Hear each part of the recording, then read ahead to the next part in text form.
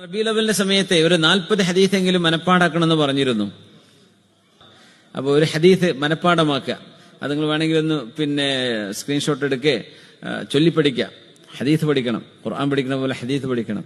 കലിമതാനി ഖഫീഫതാനി അലൽ ലിസാൻ സഖീലതാനി ഫിൽ മീസാൻ ഹബീബതാനി ഇലർ റഹ്മാൻ സുബ്ഹാനല്ലാഹി വബിഹംദിഹി സുബ്ഹാനല്ലാഹിൽ അദീം.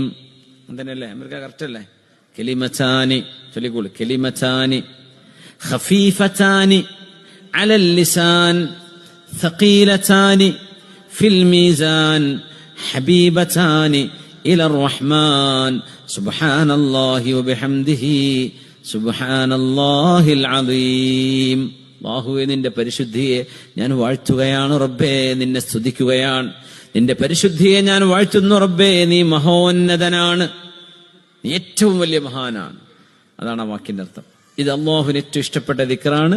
നാവിന് വളരെ ഖഫീഫാണ്, അള്ളാഹുവിന് വളരെ ഇഷ്ടപ്പെട്ടതാണ്. നാളെ മീസാനിൽ നല്ല കനം തൂങ്ങുന്ന അമല. അള്ളാഹുവിന്റെ റഹ്മത്ത് നോക്കി, വലിയ ഭാരമുള്ള അമലാണ്, പക്ഷെ നാവിന് എത്ര എളുപ്പം.